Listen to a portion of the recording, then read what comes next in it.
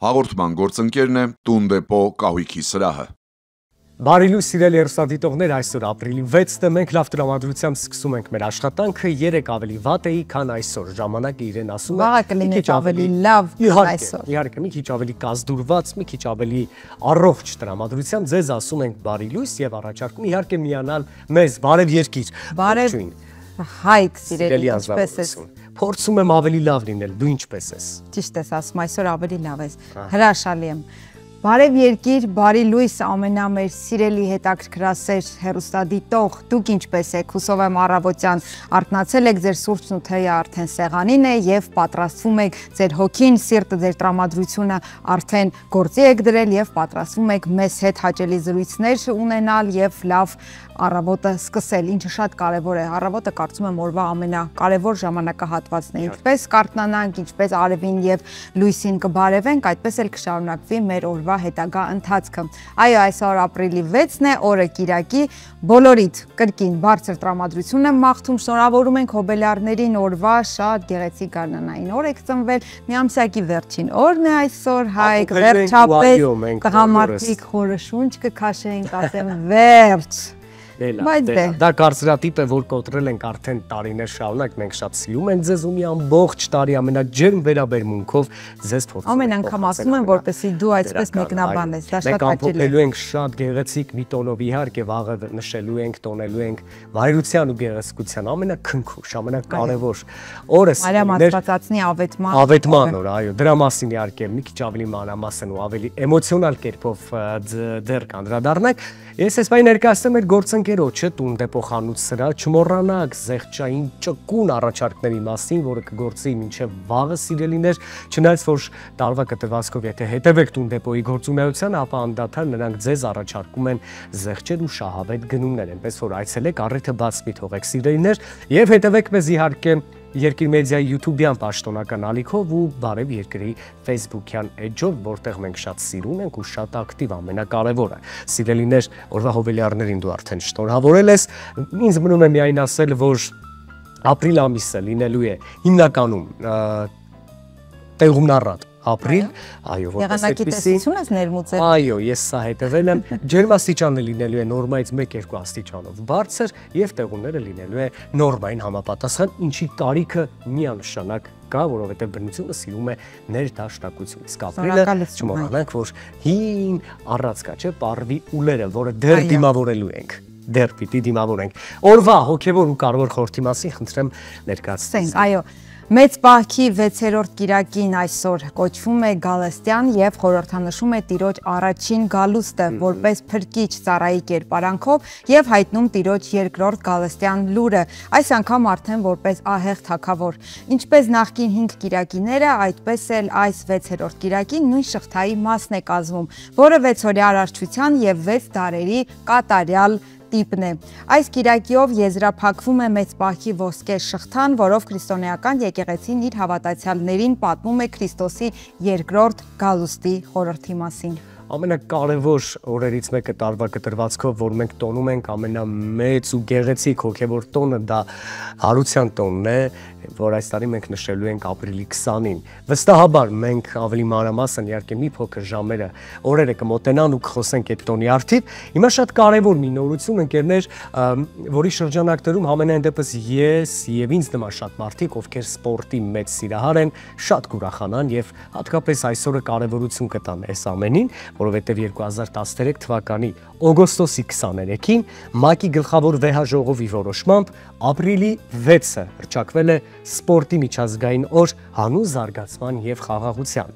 Օրը պատահական չի ընտրվել։ 1896 թվականի ապրիլի 6-ին է Հունաստանի մայրաքաղաք Աթենքում տեղի ունեցել ժամանակակից առաջին օլիմպիական խաղերի հանդիսավոր բացումը։ ՄԱԿ-ի համոզմամբ սպորտը համընդհանուր լեզու է կրթության, զարգացման եւ խաղաղության գործիքներից մեկը, որը միավորում է մարդկանց անկախ ազգային պատկանելությունից եւ անտեսում է երկրների միջև եղած տարաձայնությունները։ Ուստի կառույցը առաջարկում է բոլոր երկրներին, մարզական կազմակերպություններին ու քաղաքացիական հասարակությանը նշել սպորտի միջազգային օրը եւ նպաստել դրա վերաբերյալ տեղեկացվածության բարձրացմանը։ Սպորտի լեզուն մեկն է մոտեցումները, նույնպես այնպես որ այո, շատ մարդիկ կարող են հավաքվել մի գաղափարի շուրջ եւ մտածել նույն ուղղությամբ, ինչը կբերի նաեւ համերաշխություն այս իմաստով։ Մենք շարժվենք առաջ մշակութային շատ կարևոր նորությամբ, ուրախությամբ ենք կիսվելու։ Մարտի 31-ին Սպենդիարյանի անվան օպերայի եւ բալետի ազգային ակադեմիական թատրոնում համաշխարհային պրեմիերա էր։ Բեմում էր Լորիս Չքնավորյանի Ռոստամ եւ Զոհրաբ օպերային ներկայացումը։ Դիրիժոր կոմպոզիտոր Լորիս Չքնավորյանը օպերան գրել է 1930-ական թվականներին։ Իր իսկ խոսքով ստեղծագործական փուլը երկար է տևել։ Մի քանի տարբերակ է գրել, քանզի ցանկացել է, որ իրեն դեռ մանկուց ոգեշնչած Ֆիրդուսիի ստեղծագործությունը օպերայի տեսքով նույնպես լիովին ներկայացնի պարսկական մշակույթը։ Երբ ասում ենք Ռոստամ եւ Զոհրաբ, առաջին հերթին հիշում ենք ֆիլմը հայերեն հնչյունավորմամբ հանճարեղ, այո։ Այժմ ունենք նաև հնարավորություն վայելելու օպերան, Ռոստամ եւ Զոհրաբ երկու գործողությամբ օպերային ներկայացումը հանդիսատեսը վայելելու հնարավորություն է ունեցել նաև ապրիլի 1-ին եւ 2-ին, այո, այդ օրերն անցել են, բայց ես կարծում եմ, որ գոնե տարվա ընթացքում մեկ կամ մի քանի անգամ հնարավորություն կունենան բոլորը վայելելու։ Նրանք, ովքեր չեն հասցրել այո այս 3 օրերին։ Իհարկե պետք է ասել, որ սովետական ժամանակաշրջանում մենք ունեցանք մշակութային առումով բուրըն ծաղկում եւ այդ ժամանակահատվածում իսկապես համաշխարհային մակարդակով օրինակելի էր հայ վարպետ դերասանների կրկնօրինակման արվեստը եւ մշակույթը, որովհետեւ շատ ու շատ ֆիլմեր եւ այդ ֆիլմերի շարքում է նաեւ Ռոստամ եւ Զոհրաբը, իսկապես նույնիսկ երբ մարդիկ դիտել են օրիգինալ տարբերակ, ասել են, որ հայեցի հնչողությամբ բացարձակ այլ տպավորություն են ստանում եւ զգացողությունները այլ են։ Իհարկե, այստեղ մենք հաղթանակած ենք արդեն հաշվի առնելով հայոց լեզվի աստվածային հնչեղությունը, սա միանշանակ է եւ երկրորդ արդեն իհարկե վարպետների Սոս Սարգսյան, Խորեն Աբրահամյան, Մհեր Մկրտչյան, Էդգար Էլբակյան, մի խոսքով անուններ, որոնք մեծ հսկայական ժառանգություն թողեցին հատկապես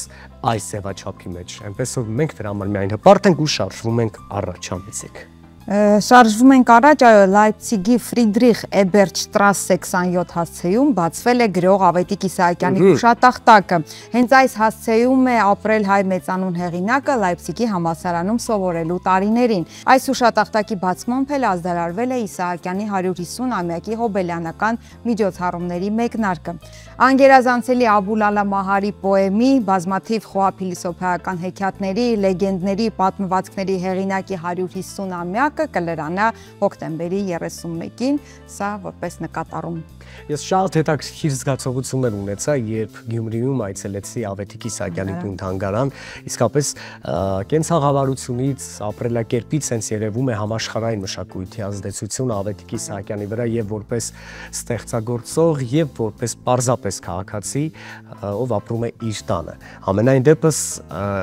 այդ ժամանակների համար շատ ուրույն եւ ինչ որտեղ մեզ անհասկանալի, այո, եւ ճոխ։ Ու շատ հաճելի է դա ամենը։ Ընկերներ, մյուս հանճարի մասին խոսենք, Սերգեյ Փարաջանովի ծննդյան 100-ամյակին նվիրված միջոցառումները դեռ շարունակվում են։ Այս անգամ կինոռեժիսորի ֆիլմերի ցուցադրություն էր կազմակերպվել Լիսաբոնի պորտուգալական Սինեմատեք կինոթանգարանում։ Փարաջանովի Գաղտնի աշխարհը խորագրով ցուցադրությունը կազմակերպվել էր Հայաստանի կինոյի հիմնադրամի, պորտուգալական Սինեմատեք կինոթանգարանի, Վրաստանի եւ Ուկրաինայի գործընկերների համագործակցությամբ, որքան հաճելի է, որ համաշխարհային մակարդակով մարդիկ հավաքվում են շատ կարևոր մի նպատակի շուրջ եւ եւս մեկ անգամ առիթ օգտագործում են ու հնչեցնում են անուն Սերգեյ Փարաջանովը։ Եվ նույնիսկ տարին, հոբելյանական տարին փոխվելուց հետո եւ Ազնավուրի եւ Փարաջանովին այո նվիրված միջոցառումները շարունակվում են։ Այս պահին առաջարկում են երաժշտական ընդմիջում, ինչպես յուրաքանչյուր մեր թողարկման այս հատվածում, որից հետո կվերադառնանք եւ արդեն կդիմավորենք մեր առաջին հյուրերին։ Զինչ там լողովրճուն զոմա է Zim laçik tam logovurçun koma koma Zin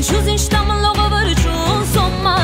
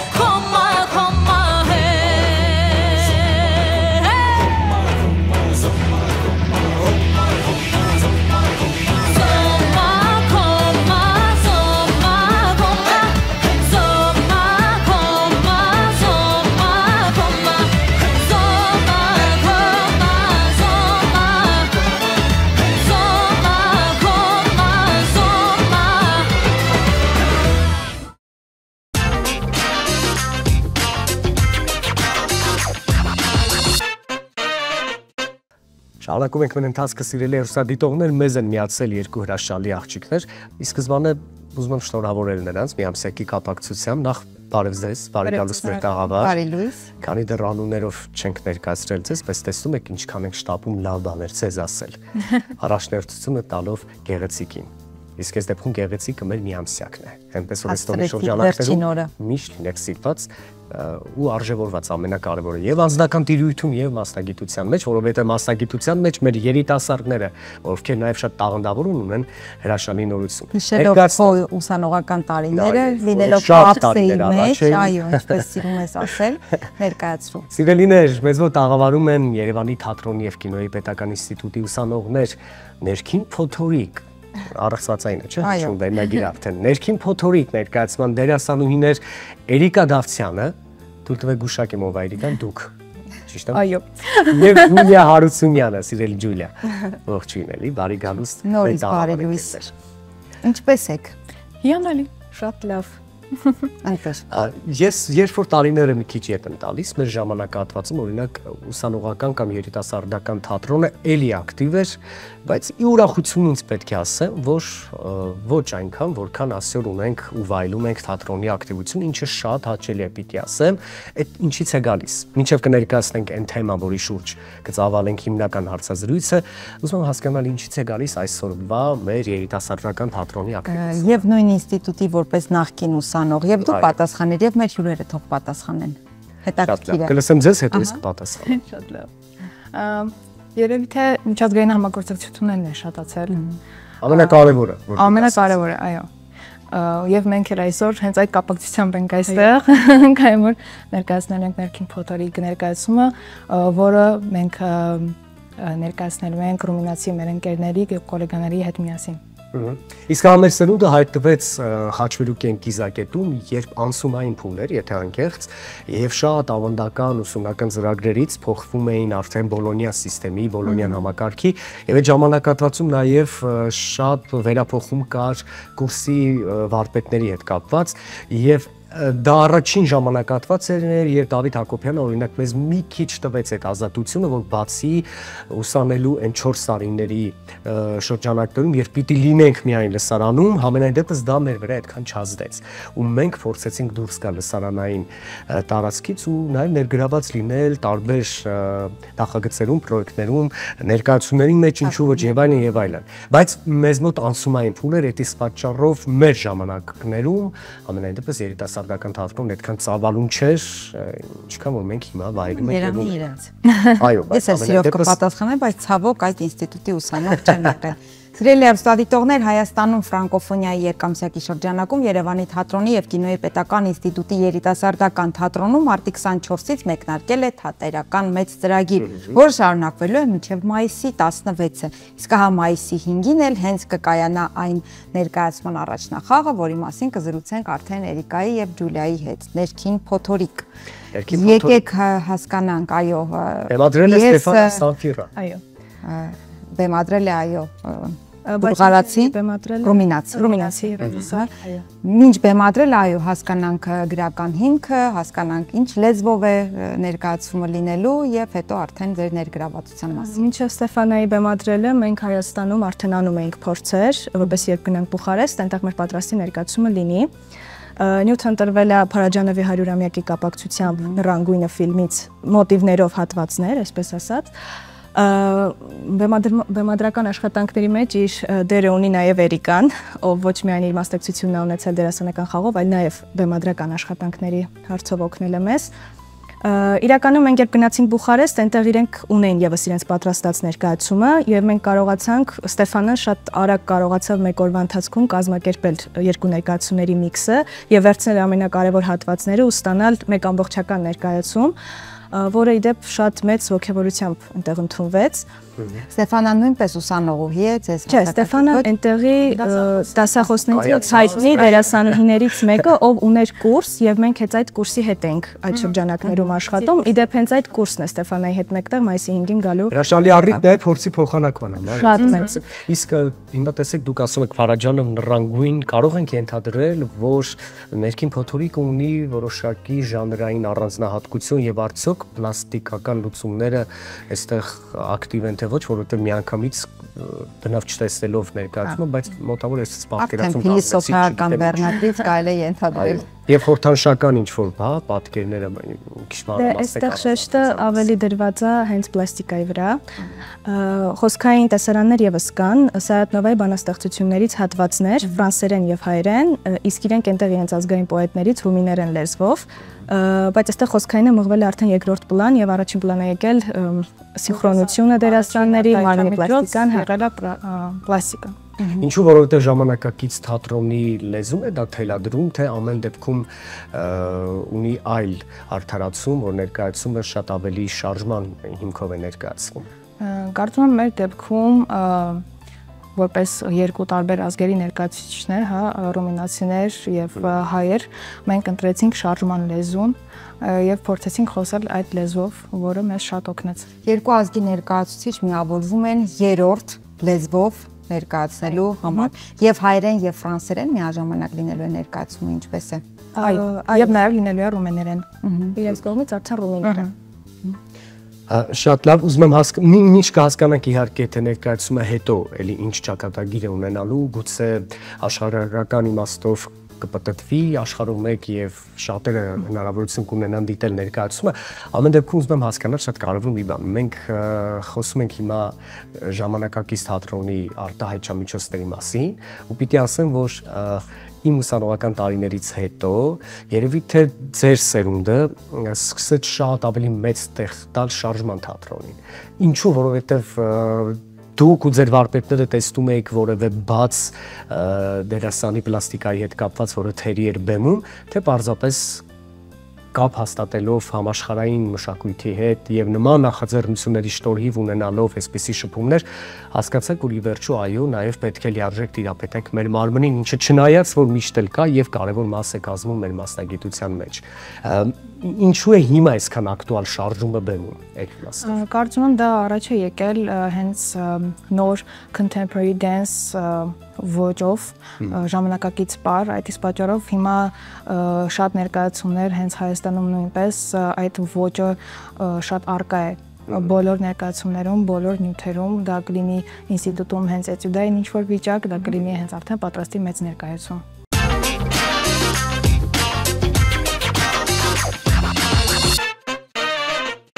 Իսկ սերունդների բախում այս դեպքում չեք նկատել, որովհետև ինչպես փորձը ցույց է տալիս Ձյան, հիմա երբ մենք տեսնում ենք նույնիսկ դիպլոմային կամ նախադիպլոմային աշխատանքներ, միևնույն է տեսնում ենք շատ գեղեցիկ ու ֆանտաստիկ բեմադրված շարժումներ, պլաստիկական լուծումներ, բայց արդյոք մի քիչ ավելի ավագ սերունդը այս ամենին շատ առողջ է նայում։ Իրականում կարևոր հարց է նաև։ Շատ առողջ է նայում, որովհետև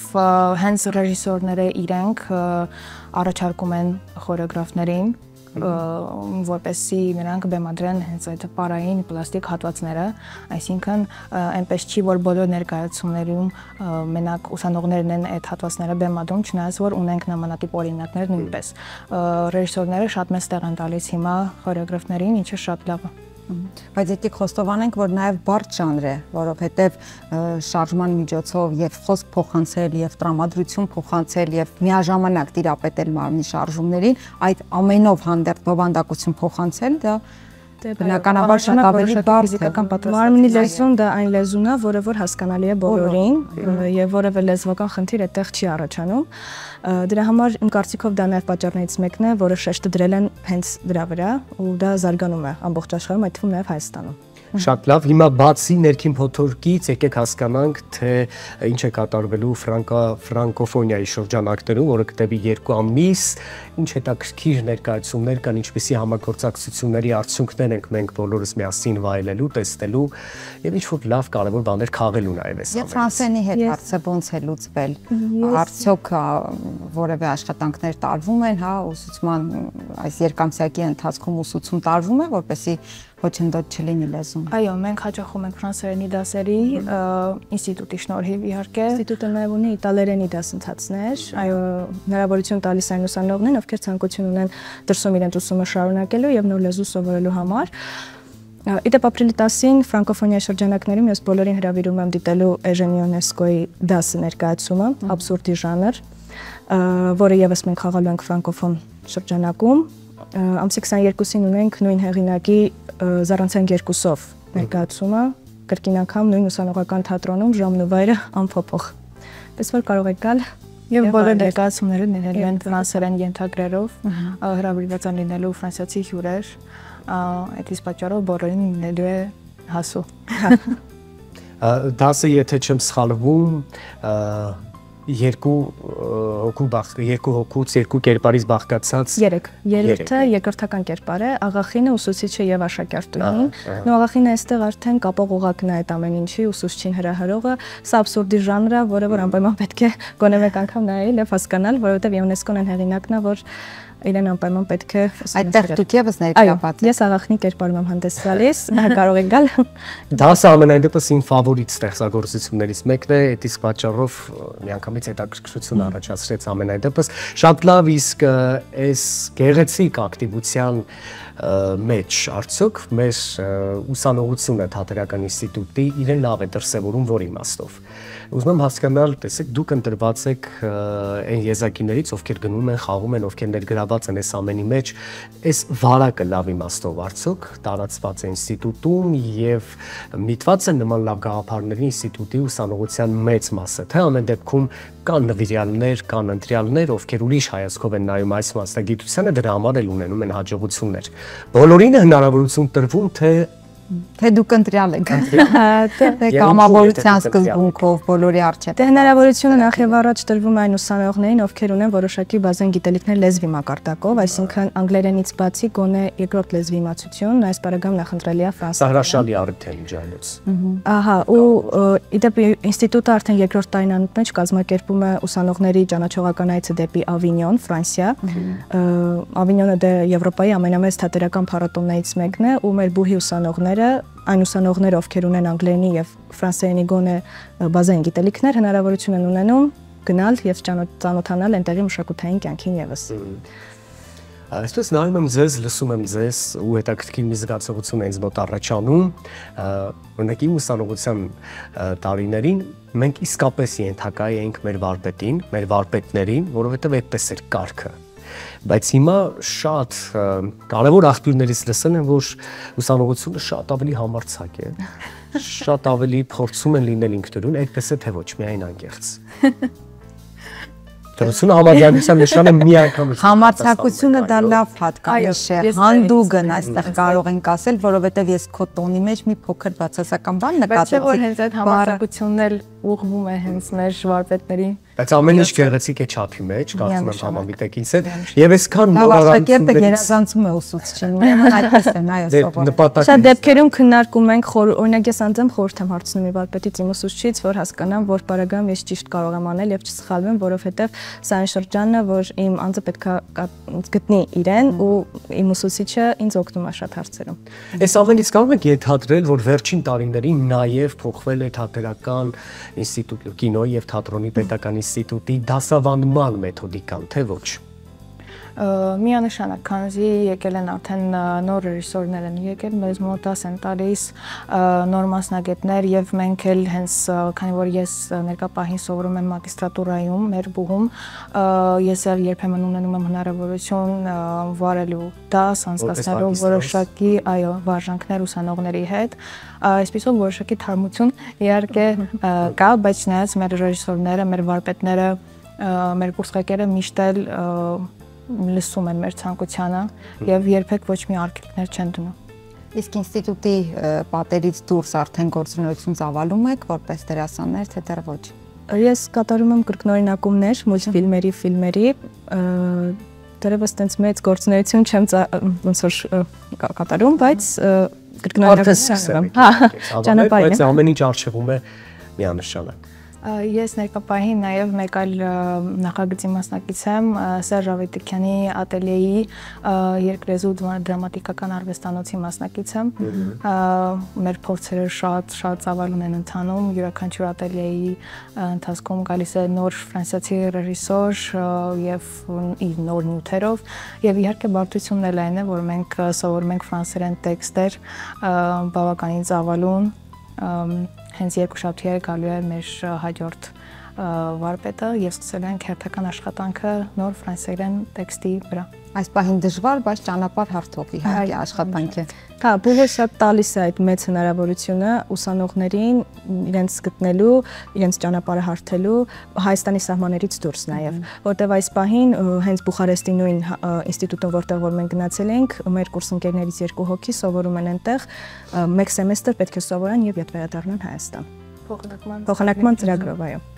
Շատ ակտիվ եք, շատ սիրուն եք, շատ համարձակ եք, այդ հրաշալի է պարզապես ու շատ ուրախ եմ նաև, որովհետև վերջին շրջանում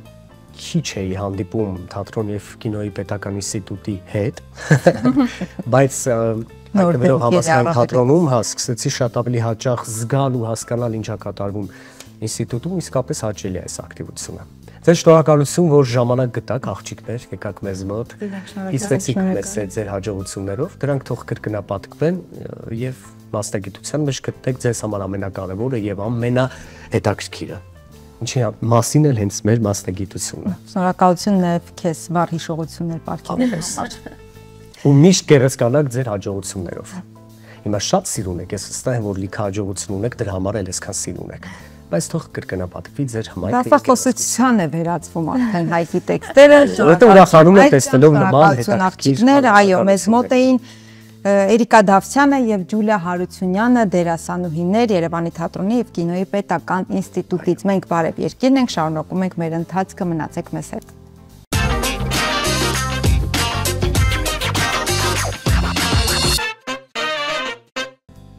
Բարև երկիրը շարունակում է իր ընթացքը, բարի լույս ձեզ սիրելի հեռուստադիտողներ, եթե հենց նոր եք միացել մեզ, միացել եք այն պահին, երբ ներկայացնելու ենք մեր բոլորի, առանձնապես Հայկի սիրելի էջերից մեկը, մեր Մատյանը։ Այսօր Մատյանում Լևոն Շանթն է 1869 թվականի ապրիլի 6-ին է հենց ծնվել հայ գրող, դրամատուրգ, մանկավարժ եւ հասարակական գործիչ Լևոն Շանթը։ Խնդրեմ, դիտում ենք, ապա վերադառնում համեցեք։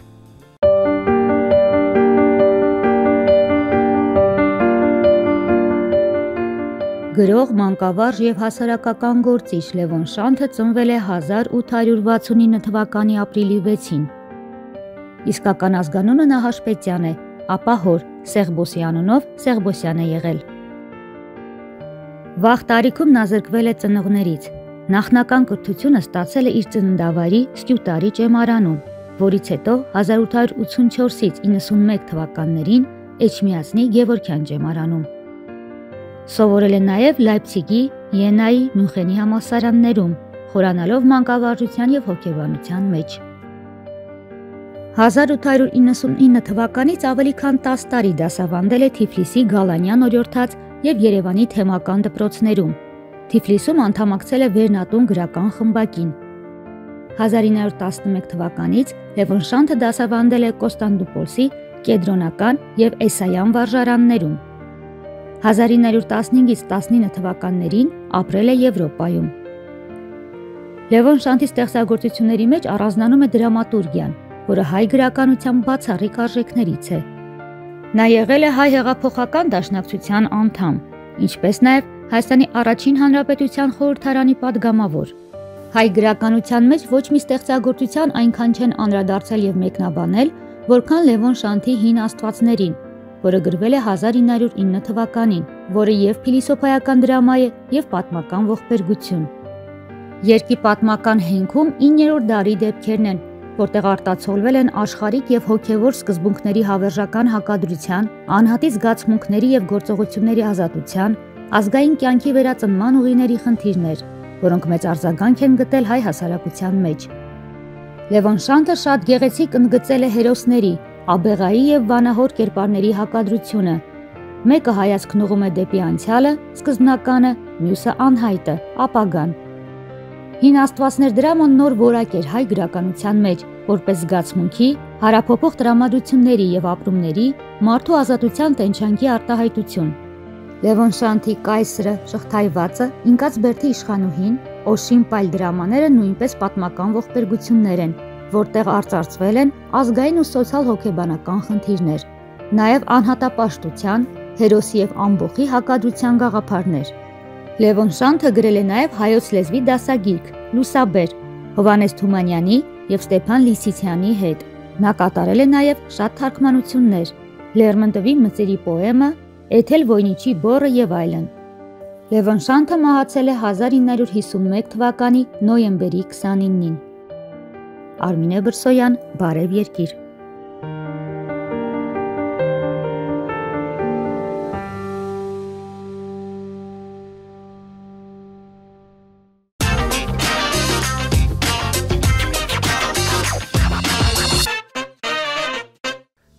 Սիրելիներ, մենք շարունակում ենք մեր ընթացքը, իհարկե յուրաքանչյուր կատարված աշխատանք, եթե դա համարվում է գործ եւ աշխատանք, բնականաբար շատ կարեւոր է եւ ունի որևէ նպատակ, բայց կան աշխատանքներ եւ կան նպատակներ, որոնք շատ ավելի արժեքավոր են եւ իրենցից մի փոքր այլ ժառանգություն են ներկայացնում, բնականաբար իրենց ետևից թողնելով, ու այս կարեւոր նախաձեռնության շուրջ մենք այստեղ ունենք հրաշալի մարդիկ, կներկայացնենք նրանց ու ավելի կոնկրետ կասենք, թե խոսքը ինչի մասին է։ Ավրորայի լուսաբացը ֆիլմի հայաստանյան դիստրիբյուտոր եւ պլատֆորմ դոկի հիմնադիր Արևիկ Ավանեսյանը մեզ մոտ տաղավարում, բարի լույս, եւ այս ֆիլմի գլխավոր դերակատար, ով ժամանակին մեզ մոտ առիթ ունեցել է հյուրի կարգավիճակով լինելու, Անժելիկա Հակոբյանը, սիրուն ու հմայիչ մարդիկ, էլի բարև ձեզ եւ միանգամից է շփ խախտում ավանդույթը եւ շնորհավորում եմ ձեզ դերևս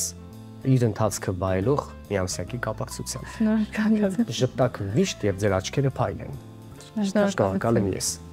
Այսօր շատ այսպես բազմաշերտ եւ բազմաբովանդակ զրույց կունենանք, սիրելի հեռուստադիտողներ, բայց ձեզ տեղեկացնենք, որ Ավրորայի լուսաբացը վավերագրական անիմացիոն ֆիլմը տարբեր երկրներում իհարկե ճամփորդելուց, տարբեր փառատոներին մասնակցելուց հետո կրկին վերադարձել է Հայաստան եւ Երևանում ու մարզերում է ցուցադրվելու պլատֆորմ դոկի միջոցով։ Հիմա գանք ամենասկզբից Ավրորայի մասին, ֆիլմի մասին իհարկե դեռ կհասցնենք խոսել, բայց այստեղ հնչեց անուն պլատֆորմ դոկ։ Հասկանանք դա ինչ է իրենից ներկայացնում եւ ինչ կապ կա այս հարթակի եւ Ավրորայի լուսաբացը ֆիլմի միջև։ Շնորհակալություն հյուրընկալելու համար առաջին հերթին։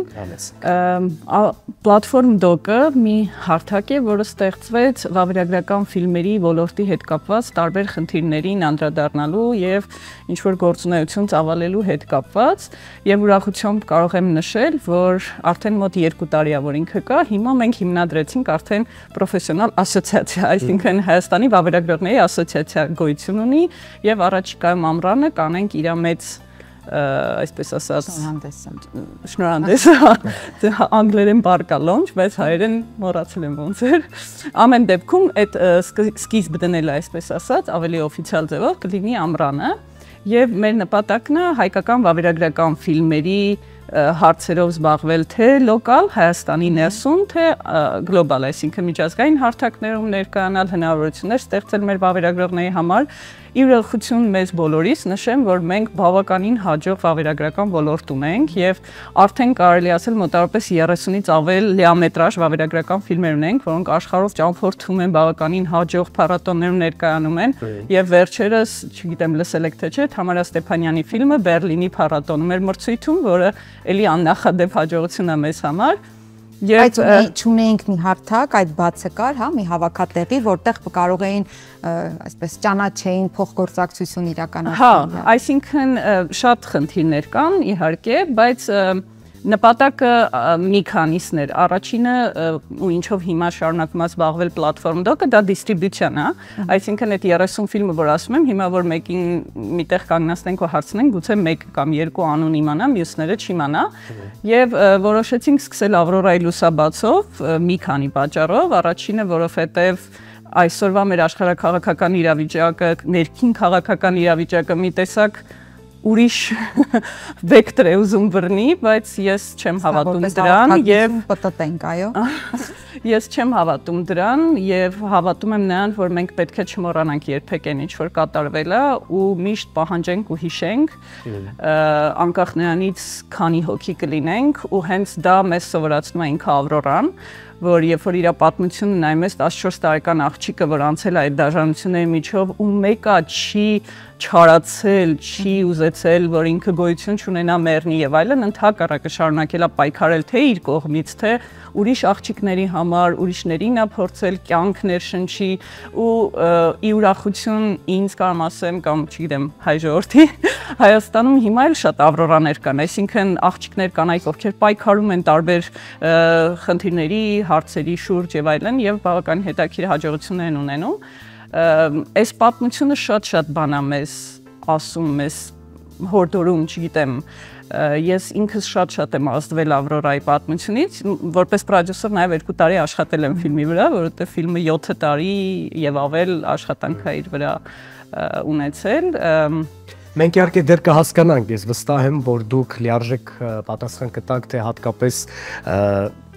չասենք կանոններ, չասենք օրենքներ, բայց հստակ որ ֆիլմերը կարող են իրենց տեղը գտնել պլատֆորմ դոկ ծրագրի շրջանակներում, որովհետև վստահ եմ, որ ամեն դեպքում ոչ բոլոր ֆիլմերը կարող են իրենց տեղը գտնել այստեղ, սա դեռ կհասկանանք, բայց ուրախությունից պետք է ասեմ, որ այս ծրագրի շրջանակներում ֆիլմերը դիտելու ենք ոչ միայն Երևանում, այլև մարզերում, եւ այն ինչ որ կատարվում է մարզերում, սա մեզ համար իսկապես ես դրա համար սկզբում ասացի, որ սա ոչ միայն նախաձեռնություն է, սա ոչ միայն աշխատանք է, այլև կարծում եմ օրվա կարևորությունը ներկայացնող, այո, ինչ որ հետաքրքիր միտք, որը պիտի գնա դեպի մարզերը։ Ֆիլմը արդեն ցուցադրվել է թե ոչ մարզերում եւ արդյոք դուք որպես մասնակից եւ կարևոր ձեր դերակատարմամբ արդյոք գնում եք ու շփվում եք այն հանդիսատեսի հետ, որը կարծում եմ դեռ շատ բան կհասկանա։ Գյումրիում ցուցադրվել, ցավոք արդեն առաջիկայում նախատեսվում է Էջմիածնում, Վանաձորում, Հրազդանում եւ եւս 30 տեղ մինչեւ հունիս կլինի ու իմիջիայլոց օգտվելով առիթից ուզում եմ խնդրեմ մեր մարզերի բնակիչներին, ովքեր ինչ որ բանով կարող օգնեն կամ աջակցեն, հետաքրքրված են, որ նույնիսկ իրենց գյուղ կամ համայնք հասնի այդ ֆիլմը, գրեք մեզ, դիմեք մեզ, մենք պատրաստ ենք ամեն ինչ անել, որովհետեւ իմ եւ մեր թիմի հիմնական նպատակը այն է, որ ինչքան հնարավոր է մեծ հանդիսատեսի հասնենք։ Դրա ոնց ասած հիմքը բիզնեսը չի, տոմսերի վաճառքով է բոլոր տեղերում ցուցադրությունները, բայց շատ փոքր գումար է եւ որպիսի ոնց որ ասած հասանելի։ Իսկ օգտություն ասելով ավելի հստակ ինչ ենք հասկանում, պարզապես լինի դահլիճ փոքրիկ լինեն մարդիկ, ովքեր կզբաղվեն իսկապես տարածումով, կխոսեն մարդկանց հետ, կբացատրեն ֆիլմի կարևորությունը, իրենք անձամբ կհասկանան ու կլինեն այդ քայլող գովազդը, այսպես ասած, որովհետև ցավոք սրտի մենք արդեն Գյումրիում ենք ունեցել ցուցադրություն եւ որտեղ էր հանեցինք, որովհետև նորից կդնենք, հետո չեմ ուզում ասեմ էլի, որովհետև մարդիկ մտածում են ցեղասպանության մասին, դժվար կինը, ծանր է եւ այլն ու չեն խորանում, որ իրականում ինչքան էլ որ ծանր ֆիլմ է, բայց շատ ոգևորող է, այսինքն ֆիլմի վերջում դու մի ուրիշ զգացողություն ես ունենում, երբ որ տեսնում ես այդ կնոջ, այդ իրական ինչ է, աղջիկ, 19 տարեկան ոչ տեղեկացված լինելու արդյունքներ, մեծ բաց, որը փորձում եք իհարկե լրացնել։ Այո, պետք է հասկացնել, որ ներքին պայքարի մարդու հոգեբանության մարդու ուժի մասին է, ընդ որում անիմացիոնը աննախադեպ ուժի եւ աննախադեպ պայքարող կնոջ տեսակի մասին է այս ֆիլմը։ Արևիկ ֆիլմը տարբեր երկրներում ցուցադրվեց, տարբեր փառատոներում արդեն զգալի քանակով մրցանակներ ունի, այդ երկրների շարքում նաեւ Թուրքիան էր։ Հետաքրքիր է ինչպիսին էր այնտեղ արձագանքը։ Անժելիկան եղել է Չէ, ցուցադրությունը ոչ։ Թուրքիայում ի զարմանս մեջ իրանց կողմից եղավ առաջարկ ցուցադրության, մարդու իրավունքներին նվիրված փառատոնի շրջանակներում ցուցադրվել է Դիարբեքիրում եւ Ստամբուլում եւ բավականին լավ արձագանքներ է ստացել։ Ընդհանուր առմամբ կարելի ասել, որ ֆիլմի ամբողջ ընթացքի հետ կապված շատ վատ ու ծանր ոնց որ հակազդեցություն Թուրքիայի կողմից չի եղել։ Մի քանի ընթացք, մի քանի անգամ փորձել են, ասենք, երբ որ ինքը դեռ նախագիծ էր ինչ-որ պլատֆորմներից փորձեն հանեն,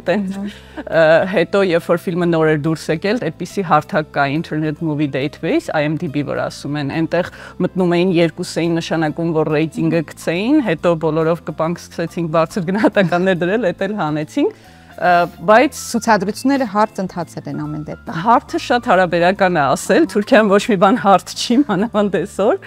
բայց կարծում եմ մարդիկ տեսնում են անհատի պատմություն, որի մեջ քաղաքականություն այնքան նուրբ է տարած, որ իմ կարծիքով նաև շատ ավելի աստետիկ է գործում, քան երբ որ դու մաքուր քաղաքական ֆիլմ ես անում, քաղաքական կոնտեքստով ուզում ես քո ուզածը տեղ հասցնես, այս դեպքում դու ներկայացնում ես մի աղջկա պատմություն, բայց շատ նուրբ ձևով իր պատմության միջոցով տալիս ես նաև այդ ժամանակա աշխարհաքաղաքական ամբողջ իրավիճակը, ոնց էր Ամերիկան վերցրել մանդատը, հետո ոնց հրաժարվեց եւ այլն։ Այդ սա ֆիլմի մեջ կա, բայց դա այնեն պաստարային չի էլի, որ մենակ այդ տեսնեն։ Կյանքն է ցույց տալիս, որ հատկապես ներկայացումների շրջանակներում կամ ֆիլմ արտադրելու շրջանակներում շատ ավելի դիպուկ է լինում քո նպատակը, եթե ցույց ես տալիս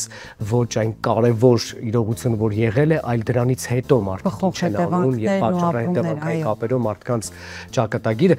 Եկեք այս բանը խոսենք պլատֆորմ դոկում իրենց տեղը դեռ գտնող վավերագրական ֆիլմերից, առաջին հերթին ինչով եք դուք լրացնելու, ինչով եք դուք հարստացնելու այս ծրագիրը, որովհետև ուզում եմ հասկանամ պատմական ակնարկները, այն կարևոր հարցերը, որոնք իրենց տեղը կգտնեն վավերագրական ֆիլմերում, ինչպես եք տալու առաջնահերթությունը, որին եք ավելի կարևոր։ Շատ դժվար բան եք հարցնում։ Այս պահին ընտրվել է 3 ֆիլմ եւ ընտրվել է մի ընդհանուր տրամաբանությամբ, որ դպրոցական տարիքի պլյուս մինուս երիտասարդների համար ոնց որ թիրախ լսարան ենք ընտրել, դա մեր կարծիքով ամենակարևոր լսարանն է այսօր, որովհետև իրենց հասնելով, իրենց դաստիարակելով մենք հետագայում կունենանք նաև աուդիտորիա ու խելացի հասարակություն։ Որ թեման է բարձրացվում, երբ առաջին ֆիլմը Ավրորայի լուսաբացնա ցեղասպանության թեմայի շուրջ է, երկրորդ ֆիլմը Տունս քաղցրա Արցախի մասին է ամբողջ պատմությունը եւ երրորդ ֆիլմը կոչվում է Պայքար 16 տարեկան Կարինեի մասին է Երևանից, այսինքն փորձել ենք բոլոր հիմնական թեմաներին անդրադառնանք, կախված նրանից ես շատ մեծ հույս ունեմ, որ մենք շատ հաջողելու ենք այս պրոյեկտի ընթացքում ու կախված նրանից ինչ հաջողություն կլինի, մյուս տարի նախատեսում եմ 7 ֆիլմ արդեն հանել պրակատ։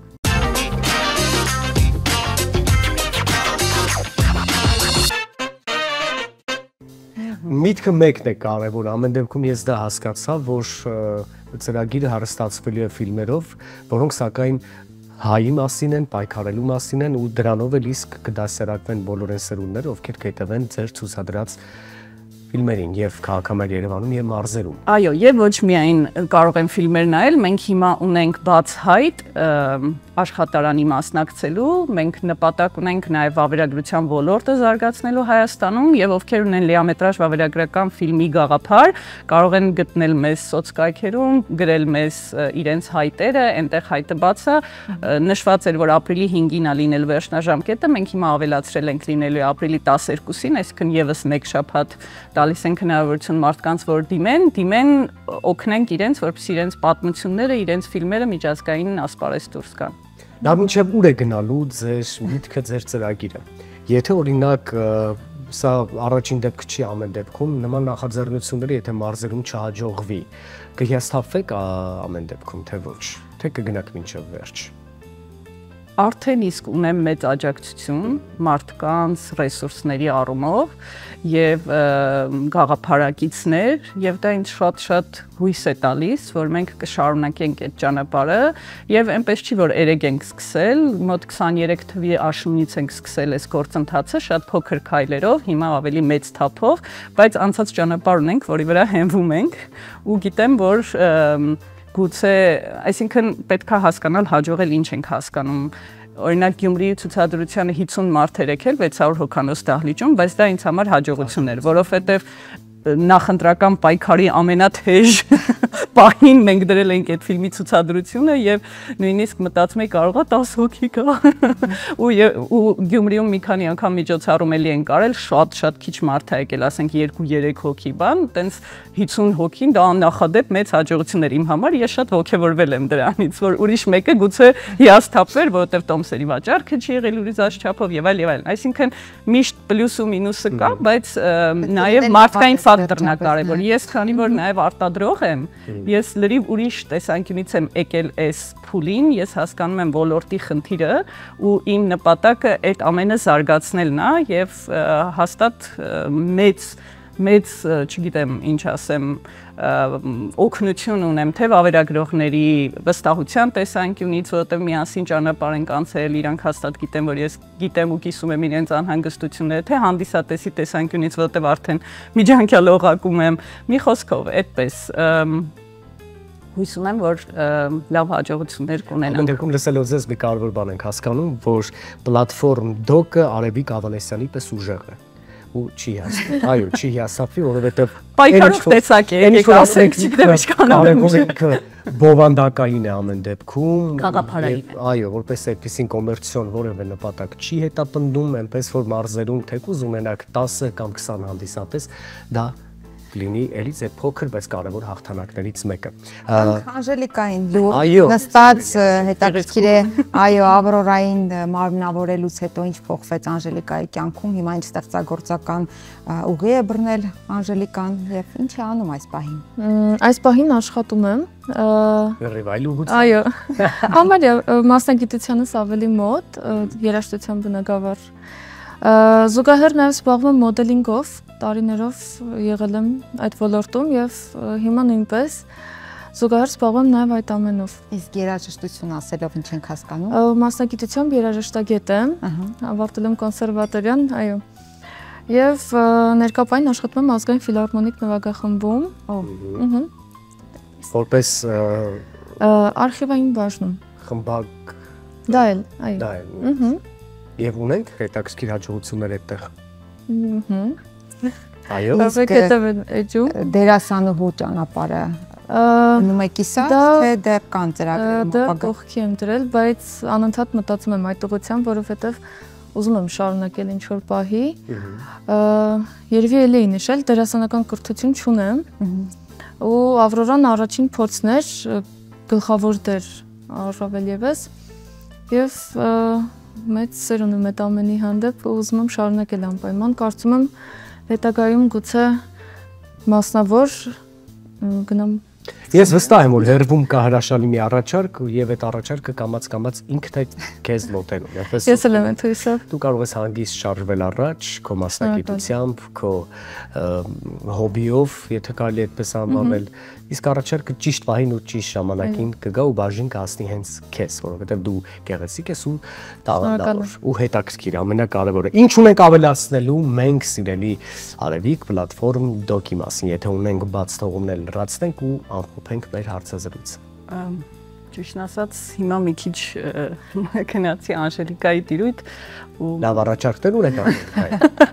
ու մտքերով տարվեցի։ Առաջարկը պլատֆորմ դոկի հետ կապված չգիտեմ, կուզեմ մարդիկ հետևեն մեզ եւ տեսնեն ինչ գործունեություն ենք ծավալում, կարող են միանալ, եթե ինչ-որ առաջարկներ ունենան, գրեն, մենք սիրով կպատասխանենք, ամեն ձև կփորձենք աջակցել, համատեղել մեր, այսպես ասած, նպատակներն ու հնարավորությունները։ Աշխատարանն է արժևում, որ շատ մեծ, ոնց որ ասած, թե ռեսուրսի ժամանակի առումով մեզնից բան է խլելու Եվ նաև շատ լավ հնարավորություն կլինի, որովհետև այդ աշխատարանը, որ կոչվում է Եվրազիադոկ, 2011 թվականից եղել է Հայաստանում տարբեր ընդմիջումներով, բայց հիմնականում ամեն տարի եղել է եւ նախագծերը, որոնք շատ հաջողություններ են հասել, հենց այդ հարթակի շնորհիվ է նաև, եւ ես 2018 թվականից այդ հարթակի պաշտոնական ներկայացուցիչն եմ Հայաստանում, որովհետև ինքը հայ-ֆրանսիական ծրագիր է մեծ, եւ այս տարի առաջին անգամ 5 վավերագրողներով ոնց որ վերապատրաստում ենք անցել ու մենք հայ վավերագրողներով ենք անցկացնելու աշխատարանը հայերեն լեզվով ու շատ այսպես ասած մեր այդ ունեցած ամբողջ փորձը բերելով, որովհետև վերջին, չգիտեմ, 2 տարիներին, երբ որ ֆրանսիացի մասնագետը գալիս էր ու մենք նստած կողքը լսում էինք, թե ինչ ձևով է ընթանում այդ զրույցը, ոնց է գնում աշխատարանի ընթացքը, զգում էինք, որ մենք իսկապես արդեն հասել ենք, հասունացել ենք, որ կարող ենք մենք այդ ինֆորմացիան տանք ու շատ ավելի լավ երբեմն, որովհետև արտասահմանցին ֆրանսիացին չի զգում այն նյուանսները, որ մեր երկրի հետ կապված կարող են լինել, իսկ մենք արդեն այդ, չգիտեմ, միջազգային հարթակներում լինելով, տարբեր կինոշուկաների մասնակցելով եւ այլն, արդեն ավելի լավ հասկանում ենք ինչ ձևի նախագիծը կգնա առաջ, ինչ է պետք անել, ոնց դա դարձնել ավելի, չգիտեմ, միջազգային մակարդակին համապատասխան եւ նաեւ մեր հեղինակներին փորձենք օգնել այդ նախնական սովորական պարզ թվացող գիտելիքները ձեռք բերեն, որ հետո երբ որ մեր ֆրանսիացի գործընկերները կան, որտեղ նախատեսում ենք, որ ամառը իրան կան, ու տենց կարճ ինչ որ ընթացք լինի էլի իրանց հետ, փիչինգներ, այսինքն երբ որ քո նախագիծը ներկայացնում ես, մրցանակներ կլինեն եւ այլն, երբ որ իրենք գան, իրենք չսկսեն բացատրել այն ամենատրիվիալ բաները, որ մենք իրականում շատ ավելի արագ ու հեշտ կարող ենք մեր ոնց ասած ոլորտի ներկայացուցիչներին բացատրել, այլ երբ որ իրանք գան, արդեն ավելի բարձր հարցերի շուրջ քննարկեն իրենց ռեսուրսը ու այն ոնց ասած ամեն ինչ որ արվում է իրանց բերելու համար, արդեն ըստ էության օգտագործվի էլի այդ ամեն ինչը։ Դրա համար շատ ողջավորված ենք բոլորս, ովքեր որ հիմա մեր թիմում են, մեր շուրջ են հավաքված ու շատ մեծ նպատակներ ունենք ու հեռանկարներ։ Այս տարի վավերագրության հետ կապված նաև մի մեծ վարպետի Հարություն Խաչատրյանի 70-ամյակն է, դրա հետ կապված լիքը ծրագրեր կան միջազգային հարթակներում, ռետրոսպեկտիվ են անում կամ տրիբյուտ, դա էլ ենք փորձելու ինչ-որ ձև օգտագործել, այսինքն մեր նպատակը այս պահին վավերագրության ոլորտի շուրջ ինչ հնարավոր է որտեղ օգնել, որտեղ ինչ-որ հարցով աջակցել, որպեսզի ոլորտը խթանենք, մի քայլ առաջ գնանք, դա է մեր հիմնական, այսպես ասած, օդն ու ջուրը այս պահին։ Դրանով ենք ապրում։ Դե ձեզ շնորհակալություն ենք հայտնում շատ կարևոր աշխատանքի համար, որը նորից եմ կրկնում հայանպաստ է, որը սերունդ կրթող է, որը կիրթ հանդիսատես հավաքող է, իսկ սա շատ կարևոր է առաջին հերթին եւ մեր կինոմշակույթի համար եւ լավ հանդիսատես ձևավորելու համար։ Յուրահատուկ եւ բարդ ժանր է, այո, եւ կարող ենք նաեւ ասել ոչ այնքան շահութաբեր, որքան գեղարվեստական ֆիլմերը եւ եթե տվյալ ավելացնեմ, ես հաճախ խոսում եմ այդ մասին, երբ որ ցուցադրություններ եմ անում, որ վավերագրական կինոն երկու կարևոր ֆունկցիա է կատարում, առաջինը դա մաքուր մշակույթն է, որ իր միջոցով փոխանցվում է, որտեղ որ դու խաղարկային ֆիլմի մեջ ես փորձում վերարտադրել հայկական, չգիտեմ, իրավիճակ, մշակույթ եւ այլն, դա ու վերջո սարքում ես։ Իսկ երբ որ վավերագրական ֆիլմում է, դու տեսնում ես ընտանիքը ոնց է ապրում, հասարակությունը ինչպես է վարվում եւ այլն, դա մաքուր է, իրական է։ Եվ երկրորդը, ինչի եմ ուզում հայերս նայենք այս ֆիլմերը, որովհետեւ դա հայելի է, մենք ճանաչում ենք մեր իրականությունը, մեր հասարակության մեջ մենք խնդիր ունենք ինքներս մեզ ճանաչելու։ Մենք ուզում ենք իդեալական բաներ տեսնենք ու ծայրահեղությունների մեջ ենք անընդհատ, բայց վավերագրական ֆիլմը նաև այդ հարցում է օգնում, որ դու տեսնում ես, որ այն խաղարկային կինոյի մեջ բարին ու չարը չեն իրար հետ պայքարում, այլ իրական մարդիկ են, իրական իրավիճակներ են, ինչ որտեղ ինքը լավ է վարվում, ինչ որտեղ մի քիչ լավ չի վարվում, բայց կյանքը ամեն ինչ պատահում է ու սկսենք սովորել ինքներս մեզ, չգիտեմ, ավելի թեթև նայել, գուցե ավելի հեշտ ընդունել այն ամեն ինչը ինչ որ կա ու ճանաչենք մեր իրականությունը, այդ հեշթեգը շատ ենք օգտագործում, ճանաչել իրականությունը եւ մաքուր մշակույթ։ Այո։ Դե ձեզ հաջողություն, այո, հագեցած տարի է սպասվում, վստահ եմ, որ բոլոր նախագծերի շուրջ մենք կունենանք այս տաղավարում զրույց, սիրով ձեզ կհյուրընկալենք։ Մեզ մոտ էին սիրելի հեռուստադիտողներ Ավրորայի լուսաբացը ֆիլմի հայաստանյան դիստրիբյուտոր եւ պլատֆորմ դոկի հիմնադիր Արևիկ Ավանեսյանը եւ ֆիլմի գլխավոր դերակատար Անժելիկա Հակոբյանը։ Մենք շարունակում ենք մեր ընթացքը, ձեզ կրկին շնորհակալություն, դուք էլ մնացեք մեզ հետ։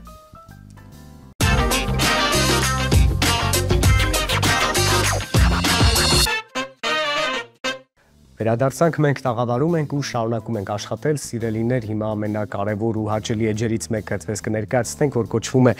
օգտակարը եւ այս էջի շրջանակներում այսօր խոսելու ենք դարչնից, անուշաբույր, շատ տարբեր ձևերի եւ տեսակների մեջ այն կարող ենք օգտագործել ու վայելել, բայց թե հատկապես այն ինչին է ուղղված իր օգտակարությամբ կիմանանք դիտելով իհարկե տեսանյութը, համեցեք։ Հատկապես թեյը դարչինով եւ ֆանտաստիկ։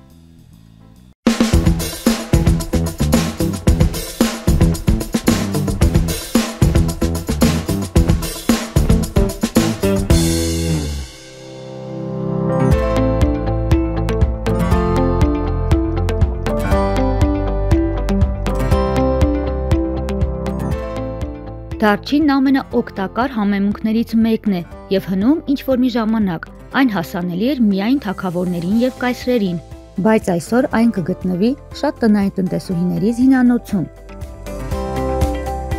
Դարչինն իր բաղադրության շնորհիվ խոչընդոտում է այնպիսի սարսափելի հիվանդության զարգացումը, ինչպիսին է հաստ աղիքի քաղցկեղը։ Դարչինում պարունակվող մանրաթելերը փորկապության եւ լուծի դեմ պայքարելու հիանալի կանխարգելիչ միջոց են։ Դարչինի հակաօքսիդանտ եւ հակաբակտերիալ հատկությունները եւս ունեն նույնքան կարևոր նշանակություն։ Դարչինի թանձրուկը օգտագործվում է որպես մրսածության դեմ պատրաստվող դեղամիջոցների բաղադրիչներից մեկը։ Հատկապես մրսածության ժամանակ դարչինով թեյը օգնում է հեշտ հաղթահարել մրսածությունը եւ կարգավորել մարմնի ջերմաստիճանը։ ինչն իրենից արժեք է ներկայացնում դիաբետիկների համար։ Ընդամենը կես թեյի գտալ դարչինը կարող է զգալիորեն ազդել ինսուլինի ակտիվության եւ բջիջների գլյուկոզա կլանելու ունակության վրա։ Դարչինը նպաստում է նաև արյան մեջ վատ խոլեստերինի մակարդակի նվազեցմանը։ Աշխատանքային օրվա սկզբին դարչինով մի բաժակ թեյ խմելու սովորությունը կարող է զգալիորեն նվազեցնել սրտանոթային հիվանդությունների զարգացման վտանգը։ Նույնիսկ նրանց համար, ովքեր արդեն սրտի կաթված են ունեցել, դարչինը կարող է օգնել ամրապնդել սրտամկանները եւ նվազեցնել կրկնվող ինֆարկտի վտանգը։ Իր հակաբակտերիալ հատկությունների շնորհիվ դարչինը կարելի է օգտագործել պահածոների մեջ, հատկապես որպես թթվաջրի բաղադրիչ, իսկ ընդհանուր առմամբ դարչինն օգնում է երկարաձգել ապրանքների պահպանման ժամկետը։ Դարչինի յուղն ունի մաշկի գրգռվածությունը վերացնելու հատկություն, ուստի այն ավելացվում է տարբեր քսուկների մեջ։ Իսկ դարչինի բույրը ունի տրամադրությունը բարձրացնելու եւ տեսողական հիշողությունը բարելավելու հատկություն։ Այսքան օգտակար հատկությունների կողքին կան նաեւ հակացություններ։ Դարչինի մեջ պարունակվում է կումարին կոչվող նյութը։ Այդ նյութը կարող է գլխացավ առաջացնել եւ բացասական ազդեցություն ունենալ լյարդի աշխատանքի վրա, եթե մեծ քանակությամբ սկսեք օգտագործել եւ միանգամից։ Որոշ դեպքերում էլ դարչինի չարաշահումը կարող է հանգեցնել նյարդային գրգռվածության աճի։ Դարչինը նաև ջրիկացնում է արյունը։ Արմինե Բրսոյան, Բարև երկիր։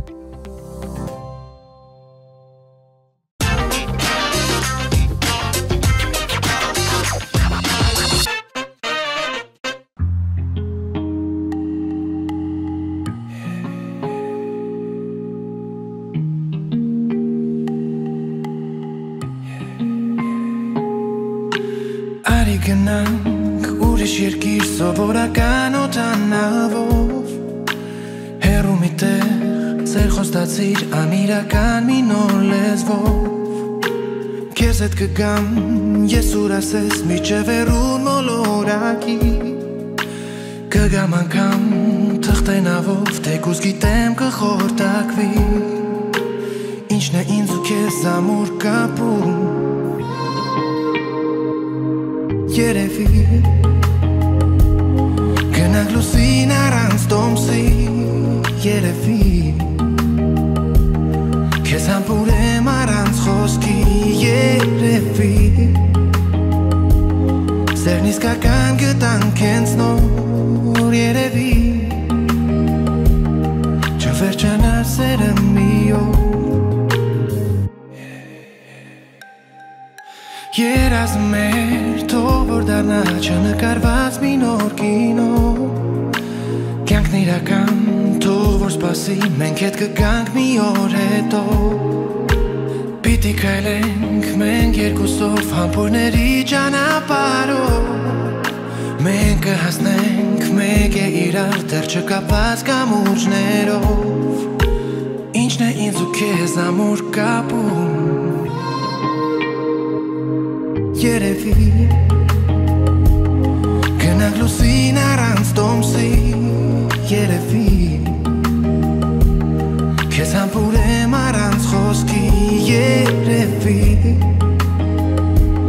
Սերն իսկական գտանք հենց նոր Երևի Չվերջանա սերը մի օր Երևի Գնանք լուսին առանց տոմսի Երևի Քեզ համբուրեմ առանց խոսքի Երևի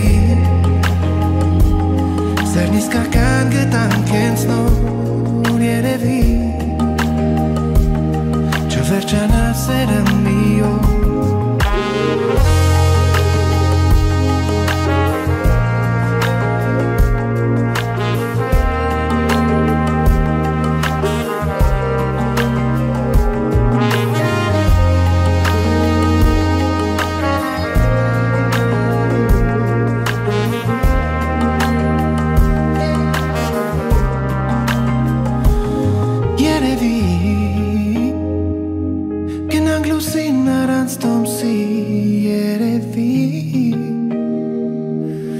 Համբուրեմ առանց խոսքի երևի Սերն իսկական գտանք հենց նոր երևի Չվերջանա սերը մի օր